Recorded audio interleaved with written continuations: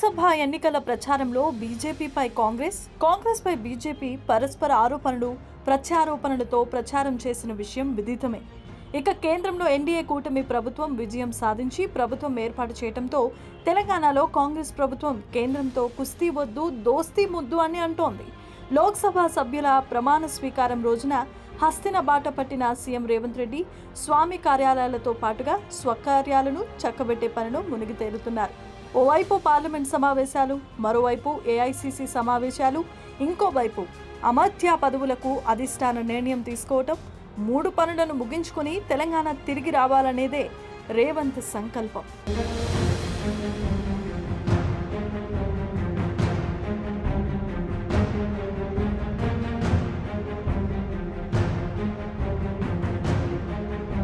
ఎన్నికలప్పుడు బీజేపీ ప్రధాన ప్రత్యర్థి కనుక తెలంగాణ రాష్ట్ర ముఖ్యమంత్రిగా తెలంగాణలో ఎంపీ సీట్లలో కాంగ్రెస్ మెజారిటీ సీట్లు సాధించడంపై దృష్టి సారించడంతో పాటు ప్రచారంలో బీజేపీపై తీవ్ర విమర్శలు గుప్పించారు సీఎం రేవంత్.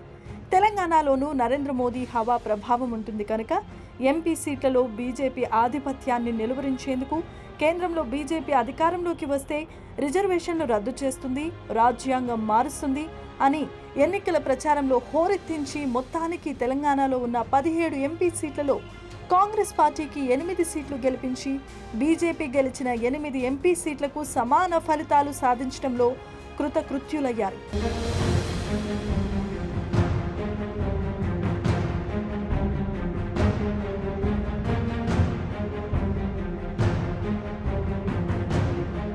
నిజంగా తెలంగాణ అసెంబ్లీ ఎన్నికల్లో కాంగ్రెస్కు మెజారిటీ సీట్లు సాధించడానికి పీసీసీ అధ్యక్షుడిగా రేవంత్ రెడ్డి ప్రధాన భూమిక పోషించారు అని చెప్పడంలో ఏమాత్రం సందేహమే లేదు.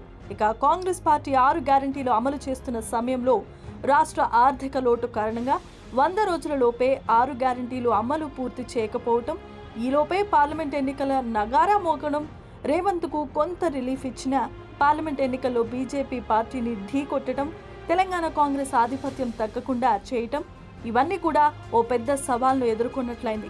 అయినా రేవంత్ ఎక్కడా తగ్గకుండా బీజేపీ పార్టీని టార్గెట్ చేసి కేంద్రంలో రాబోయేది కాంగ్రెస్ ప్రభుత్వం, ఇందిరమ్మ రాజ్యం అంటూ ప్రచారం చేశారు. మొత్తానికి ఒక సీఎంగా, ఒక పీసీసీ అధ్యక్షుడిగా కాంగ్రెస్ పార్టీకి గతంలో కన్నా ఎక్కువ సీట్లు సాధించడానికి రేవంత్ తన వంతు కర్తవ్యాన్ని బాధ్యతగా నిర్వర్తించారు.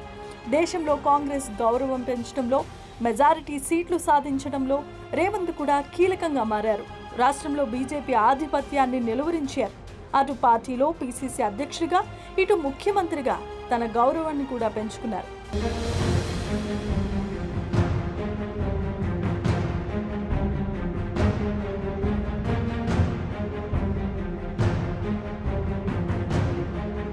ఇక ఎన్నికలు ముగిశాయి. బీజేపీ 3వ ఎన్డీఏ కూటమి సాయంతో 3వ కేంద్రంలో అధికారాన్ని చేపట్టింది. ఇన్నాళ్లు రాజకీయాలు మాట్లాడిన తెలంగాణ సీఎం రేవంత్ రెడ్డి ఇండియా కూటమి ప్రతిపక్ష పాత్రకే పరిమితం కావడంతో బీజేపీ కేంద్ర ప్రభుత్వం దోస్తీ కోసం దేశ రాజధాని ఢిల్లీలో బీజేపీ పెద్దలతో కొత్త కేబినెట్ మంత్రులను కలుస్తూ వారికి శుభాకాంక్షలు చెప్తూ రాష్ట్రంలో ఆర్థిక పరిస్థితులను, స్వామి కార్యాలను చక్కపెట్టే పనిలో నిమగ్నమవుతున్నారు. కేంద్రంతో రాజీ మంత్రాలు బల్లెవేస్తున్నారు. పనిలో పనిగా రాష్ట్రంలో కేబినెట్ విస్తరణ విషయంలో కూడా కాంగ్రెస్ అధిష్టానం వద్ద అనుమతి తీసుకుంటున్నారు. ఢిల్లీ కాంగ్రెస్ పెద్దలను కూడా కలుస్తున్నారు. రాష్ట్రానికి రావాల్సిన నిధుల విషయంలో, కొత్త ఎంపీలకు పార్లమెంటు సమావేశాలలో ప్రస్తావించాల్సిన అంశాలపై దగ్గరుండి దిశానిర్దేశం చేస్తున్నారు.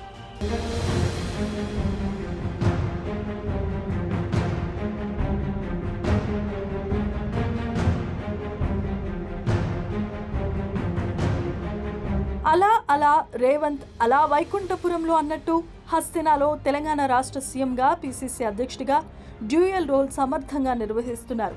సీఎం హోదాలో రేవంత్ కొత్తగా కొలువుదీరిన కేంద్ర హోంశాఖ మంత్రి అమిత్ షాను, రక్షణ శాఖ మంత్రి రాజ్నాథ్ సింగ్ను, వైద్య శాఖ మంత్రి జేపీ నడ్డాను కలుస్తున్నారు. శుభాకాంక్షలు చెప్తూనే రాష్ట్రానికి రావాల్సిన నిధులు రాబట్టే పనిలో పడిపోయారు. ఇటు పీసీసీ హోదాలో రేవంత్ రెడ్డి కాంగ్రెస్ అధిష్టానం ఢిల్లీ పెద్దలు మల్లికార్జున ఖర్గే, సోనియా, రాహుల్, ప్రియాంకలను కలుస్తూ పీసీసీ పీఠం, కేబినెట్ విస్తరణ లాంటి అతి ముఖ్యమైన రాజకార్యాలను చకచకా చక్కబెడుతున్నారు. ఢిల్లీలో రేవంత్ రాకెట్ స్పీడ్తో దూసుకెళ్తున్నారు. రాజకీయాలు ఎన్నికలప్పుడు మాత్రమే, కుస్తీ కూడా ప్రచార సమయంలోనే. ఎన్నికలు అయిపోయాక మాత్రం రాజీ తప్పదు. ఇక ఇప్పటి నుంచి దోస్తీ అంటూ అందరినీ కలుస్తూ రాష్ట్రంలో సీఎంగా కాంగ్రెస్ ప్రభుత్వం ఇచ్చిన 6 గ్యారంటీలు అమలు చేసే దిశగా అడుగులు వేస్తున్నాడు. కాంగ్రెస్ ప్రజాపాలన చేస్తుంది అనే సంకేతాన్ని కూడా అందిస్తున్నారు.